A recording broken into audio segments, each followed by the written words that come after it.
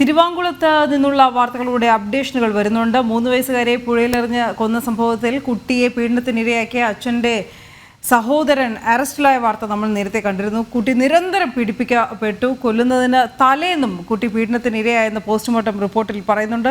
കുഞ്ഞിൻ്റെ സ്വകാര്യ ഭാഗങ്ങളിൽ മുറിവും രക്തം കട്ടപിടിച്ച പാടുകളും ഉണ്ടായിരുന്നു. ഈ സംശയം പോസ്റ്റ്മോർട്ടം ചെയ്ത ഡോക്ടർമാർ അന്വേഷണ സംഘത്തെ അറിയിച്ചതാണ് ഈ കേസിൽ ആദ്യ വഴിതിരിവിന് കാരണമായതും. എന്തായാലും പോസ്റ്റ്മോർട്ടം നടത്തിയ ഡോക്ടറുടെ മൊഴി അന്വേഷണ സംഘം രേഖപ്പെടുത്തും. ഈ പ്രതി കുറ്റസമ്മതം നടത്തിയത് ഇന്നലത്തെ ചോദ്യം ചെയ്യലാണ്. സുധീഷ് ഗോപാൽ വീണ്ടും ചേരുകയാണ്. സുധീഷ്, വീട്ടകങ്ങളിൽ പോലും കുഞ്ഞുങ്ങൾക്ക് സുരക്ഷിതയില്ലാത്ത കാലമായി പോയല്ലോ.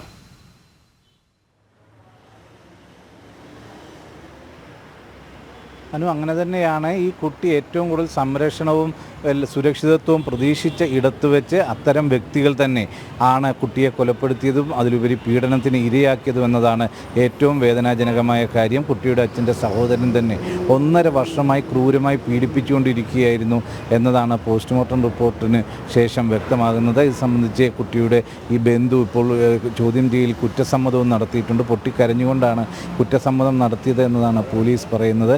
എന്തുതന്നെയായാലും കുട്ടിയെ പോസ്റ്റ്മോർട്ടം ചെയ്ത ഡോക്ടർമാർ പോലീസിന് കൈമാറിയത് വളരെ വിശദമായ റിപ്പോർട്ട് തന്നെയാണ്. അതിൽ പറയുന്നത് കുട്ടിയുടെ സ്വകാര്യ ഭാഗങ്ങളിൽ മുറിവുണ്ട്. ഈ മരണപ്പെടുന്നതിൻ്റെ തലേന്ന് പോലും കുട്ടി പീഡനത്തിന് ഇരയായിട്ടുണ്ട്. നിരന്തര പീഡനമാണ് ഉണ്ടായത്. പ്രകൃതിവിരുദ്ധ പീഡനം നടന്നിട്ടുണ്ട് എന്നതാണ് വ്യക്തമാക്കുന്നത്. അത്തരത്തിൽ വീടിനുള്ളിൽ വെച്ച് നിരന്തരം പീഡിപ്പിച്ചിരുന്നതായി ഈ പ്രതി കുറ്റസമ്മതവും നടത്തിയിട്ടുണ്ട്. അതിൽ നിന്നും ആ ക്രൂരത വ്യക്തമാകുന്നു. മറിച്ച് അമ്മയാണ് ഈ കുട്ടിയെ കൊന്നത്. കൊല്ലാനുള്ള പ്രേരണ അത് എന്തായിരുന്നു എന്നത് സംബന്ധിച്ച് കൂടുതൽ വ്യക്തത വരണം. അതിനായി ഇന്ന് കുട്ടിയുടെ അമ്മയെ കസ്റ്റഡിയിൽ വാങ്ങുന്നുണ്ട്. ഇപ്പോൾ ഇതിൻ്റെ അന്വേഷണം പീഡന കേസുമായി പോക്സോ കേസും അതോടൊപ്പം തന്നെ കൊലപാതക കേസും സംയുക്തമായി അന്വേഷിക്കുന്നതിനായി പുത്തൻകുരിശ് DYSP, ആലുവ DYSP ഉൾപ്പെടുത്തിക്കൊണ്ടുള്ള പ്രത്യേക അന്വേഷണ സംഘത്തെ നിയോഗിച്ചിട്ടുണ്ട്. അവരുടെ നേതൃത്വത്തിലാണ് അന്വേഷണം നടക്കുന്നത്. അതിൻ്റെ ഭാഗമായി ഇന്ന് കുട്ടിയുടെ അമ്മയെ കസ്റ്റഡിയിൽ വാങ്ങി തെളിവെടുപ്പ് നടത്തേണ്ടതുണ്ട്. അതോടൊപ്പം തന്നെ വിശദമായി ചോദ്യം ചെയ്യേണ്ടതുണ്ട്.